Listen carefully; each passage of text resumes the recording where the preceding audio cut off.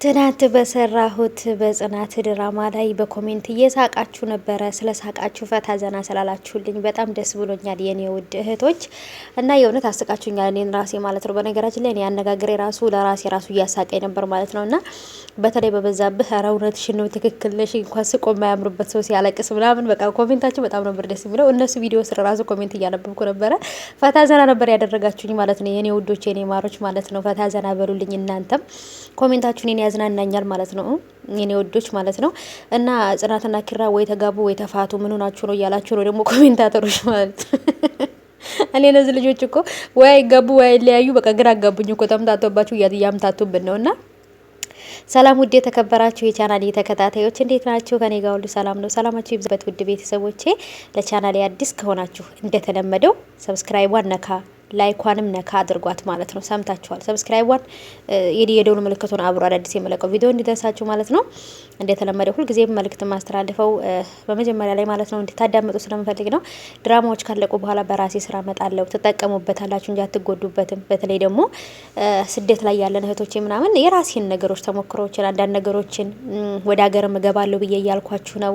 እቃ ታርጎ አደርጋለሁ፣ ወርቅ እገዛለሁ፣ የተለያዩ ነገሮች የማደርጋቸው ነገሮች አሉና ብናደርጋቸው ከዚህ ሀገር ብንወስድ ጥሩ የሆኑ ነገሮችን ባንወስዳቸውም ደግሞ የማይጠቅሙ የሚጠቅሙ ያለን ብዙ ነገሮች አሉ እንደምታውቁትና እነዛ ነገሮች በደንብ አድርጌ ለእናንተ ለማሳየት ሞክራለሁ። በግልጽ አድርጌ ሁሉ ነገር በቪዲዮ እያደረኩ ለእናንተ ማሳየት ፈልጋለሁኝ ማለት ነው። ለምን ሁሉ ነገር እውነቱ ወጥቶ ስለማይለን ለውሳኔ እንቸገራለን ማለት ነው። ወደ ሀገር የምንገባ ልጆች በጣም ከባድ ውሳኔ ነው እንትን የምንለውና ለዛ እንግዲህ በዛ ነገሮች ላይ ይዤላችሁ እመጣለሁኝ ማለት ነው ውዶቼ። እናንተም እንደምትደግፉኝ እንደምታበረታቱኝ አልጠራጠርም እና ውዶቼ በተለይ ወደ ጽናት ድራማ ወደ መጣሁበት ስገባ ሲያዩት ያላማረ ሲበሉት ያቅራል ይላል የሀገራችን ሰውና፣ ስለዚህ በዛብህዬ ከምታለቅስ ይልቅ እንደውም ሚስትህን ብፈልግ ይሻልሃል። እንደ አህያ እየደበደብክ ከምትይዛት እንደ ሚስት አክብረህ ይዛሃት ቢሆን አሁን ላይ ይሄንን እንደዚህ ባላለቀስክ ነበር ማለት ነው። ሁሉም ሰው እንደ ባዳ ነው የሚያኝ አላለም።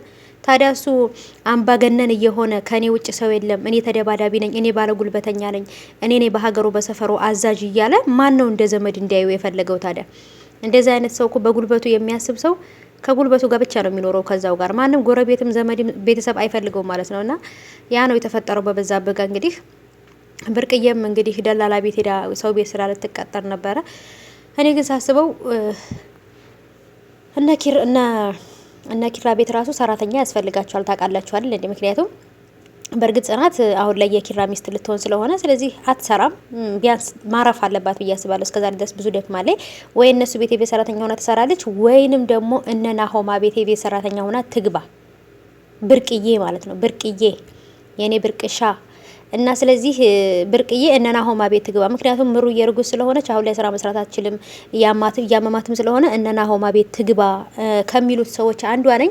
እስኪ እናንተስ ምን ትላላችሁ የኔ ተመልካቾች ማለት ነው? ትግባ እነ ናሆም ቤት እና ኪራዬ ደግሞ ማለት ነው የኔ ጀግና።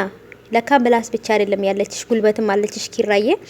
እዛ ክፍለ ሀገር ሂዶ እኮ በዛብህ በዱላ እየቆመጠ ወገብ ዛላውን እየቆረጠ እኮ ሲያስቀምጠው እንደ ይሄ ልጅ ምላስ ብቻ ነው እንደ ያለው ጉልበት የለውም ብዬ ነበረ፣ ግን አሳይቶኛል። በተለይ አሁን እንትና ላይ ስዊት፣ በነገራችን ላይ ስዊት ነው ወይንስ ስዊድ ነው ስሙ ማለት ነው? ይሄማ ምን ስዊድ ነው ምን አሲድ ነው እንጂ አሲድ ነው እንጂ የምን ስዊድ ነው የምን ስዊት ነው? ስዊት እኮ እንደው ምን ያሳመርኩት አይደለ?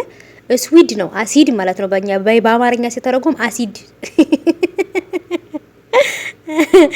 እና ስለዚህ ማለት ነው የልጅ እኮ አሲድ ሆነብኝ እኮ ነው አሲድ እንጂ ይሄ ስዊድ አይደለም የልጁ ማለት ነው። የምን ስዊድ ነው? እና ስለዚህ ኪራና ጽናት ደግሞ ተጋቡ ወይ ተፋቱ? ምን ነው ሸዋ የታለ ሽማግሌዎቹ የታሉ